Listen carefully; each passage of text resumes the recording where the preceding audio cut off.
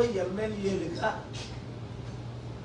గెలిచి ప్రజల సమస్యల మీద అసెంబ్లీలో సాక్షిగా పోరాడి ప్రజల కష్టాలు పోయినంత వరకు ప్రజల కొరకు పోరాటం చేయవలసిన బాధ్యత వైసీపీ ఎమ్మెల్యేల మీద, అలాగే జగన్మోహన్ రెడ్డి గారికి ఒక లీడర్షిప్, అది ప్రత్యేక హోదా అవ్వచ్చు, సూపర్ 6. నేను నిన్న కొందరిని అడిగాను, ఈ సూపర్ 6 ఎందుకు నెరవేర్చలేదు మీరు ఇచ్చిన వాగ్దానాలు? ఇది చాలా విచారం. ఆయన అసెంబ్లీలోనే పోరాడకపోతే ఇంకెక్కడ పోరాడతారు? ప్రజల కొరకు పోరాడడానికే వారిని గెలిపించారు, ప్రజల తరపుని నిలబెట్టడానికి. నాకైతే చాలా ఆశ్చర్యంగా ఉంది. మరి అలాంటప్పుడు ఆ ఎమ్మెల్యేలు రాజీనామా చేసియొచ్చు కదా.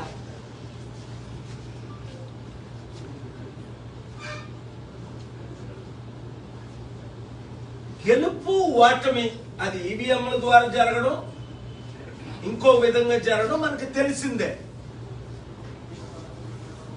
మరలా వచ్చే ఎలక్షన్స్ వరకు అసెంబ్లీని మిస్ అవ్వకూడదు, ప్రజల కొరకు పోరాడాలి అని నా సలహా. లేదంటే ప్రజలు మర్చిపోతారు. ప్రజాశాంతి పార్టీ తరపున ఒక్క ఎమ్మెల్యే లేకపోయినప్పటికీ, ఒక ఎంపీ లేకపోయినప్పటికీ, ప్రజల ప్రతి సమస్య, రైతుల కొరకు పోరాడుతున్నాం, నిరుద్యోగుల కొరకు పోరాడుతున్నాం, స్టీల్ ప్లాంట్ అమ్మకుంటూ ఆపేం, ప్రత్యేక హోదా కొరకు పోరాడి ప్రత్యేక హోదా ఏపీ హైకోర్టులోనే డైరెక్షన్ తీసుకొచ్చారు.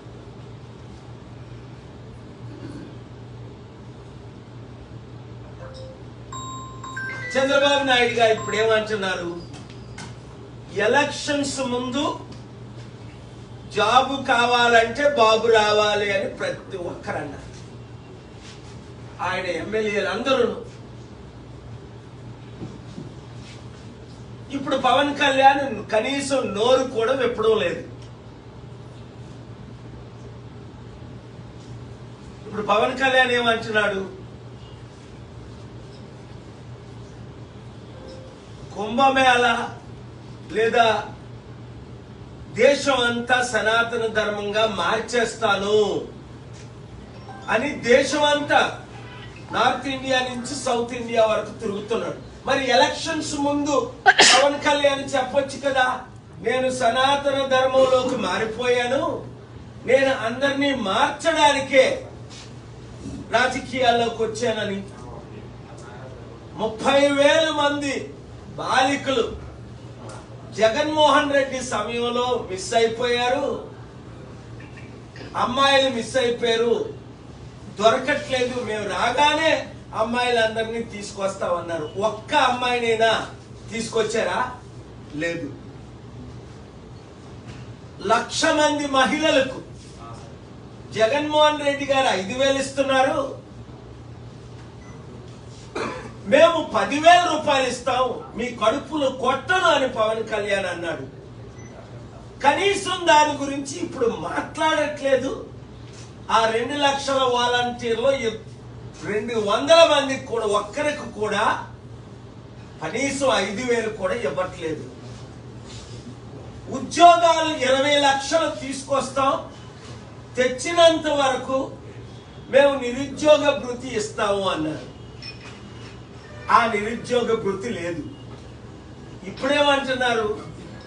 నేను సంపాదిస్తాను అని అప్పుడని, సంపాదించిందంతా పంచుతామని, నేను సృష్టికర్తను, నేను సృష్టిస్తాను అన్నారు చంద్రబాబు నాయుడు గారు. మరి ఇప్పుడు ఖజానా ఖాళీ అయిపోయింది, డబ్బులు లేవు, ఏం చేయాలో అర్థం అవట్లేదు, గుండె ఆగిపోతుంది. ఎలాగ డబ్బులు సంపాదించాలో నా చెవులో చెప్పండి అంటున్నారు చంద్రబాబు నాయుడు గారు. మీకు అనేక సార్లు నేను చెప్పాను ఎట్లా డబ్బు సంపాదించాలి. 100 కంపెనీలు తీసుకొచ్చాను. మీకు చెవులో చెప్పమంటే మీ ఇంటికి వచ్చి చెవులో చెప్తాను.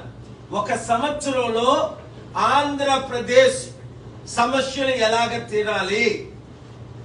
లేదా మీరు కేబినెట్ మీటింగ్ పెట్టి మీ లీడర్స్ అందరినీ పిలవండి. నేను మీకు శత్రువుని కాదు.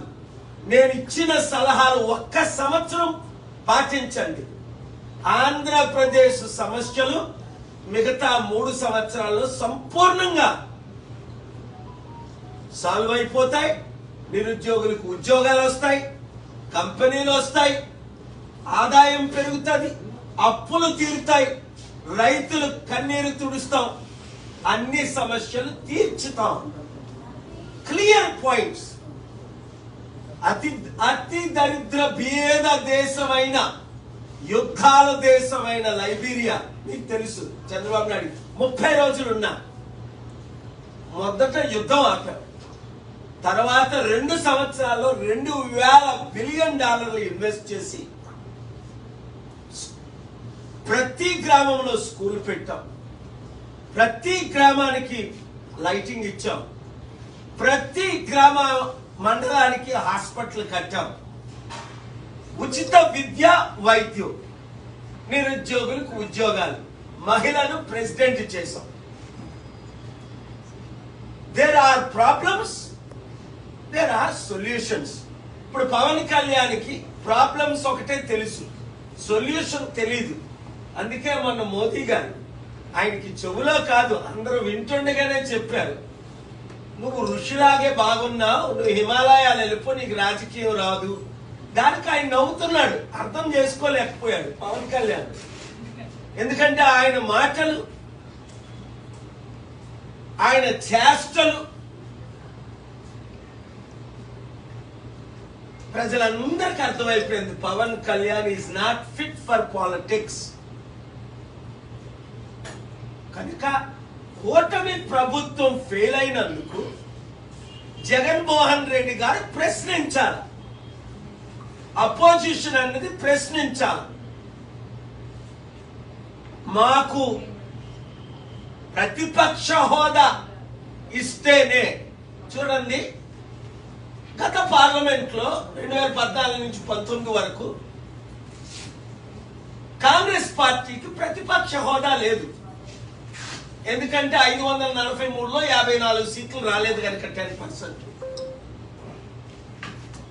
మరి కాంగ్రెస్ ఎంపీలు పార్లమెంట్ ను బాయ్కట్ చేశారా?